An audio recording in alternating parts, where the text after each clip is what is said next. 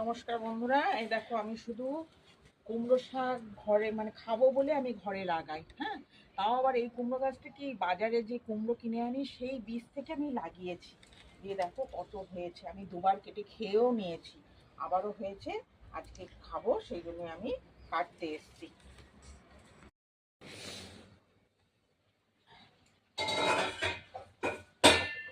এই যে বন্ধুরা, আর শাক কাটা ধোয়া দেখাতে পারলাম না।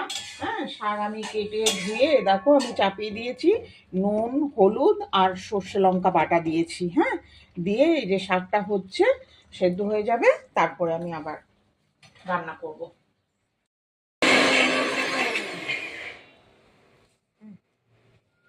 এই যে বন্ধুরা, আমি এই ডালের একটা চাবড়া বানিয়ে নেব।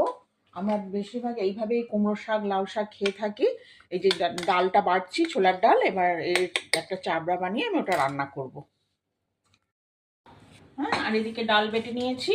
এরকম ডালে নুন আর হলুদ দিয়ে দিয়েছি, আর ডালের মধ্যে একটা কাঁচা লঙ্কা দিয়ে দিয়েছিলাম। যে যেমন ঝাল খাবে সেরকম ঝাল দেবে। আর কড়াইতে আমি তেল চাপিয়েও দিয়েছি, খুব একটা বেশি তেল লাগে না।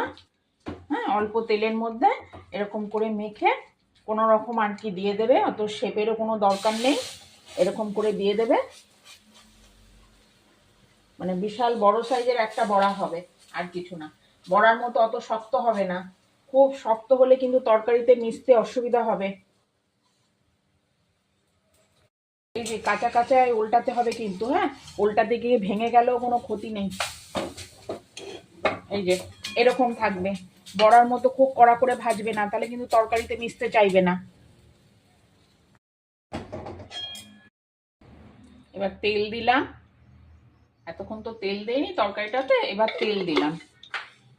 আমি তেলে রসুন ফোড়ন দেব, আর এবার একটা শুকনো লঙ্কা ফোড়ন দেব। একটা মাত্র শুকনো লঙ্কা আমি ফোড়ন দেব, আর রসুন দেব।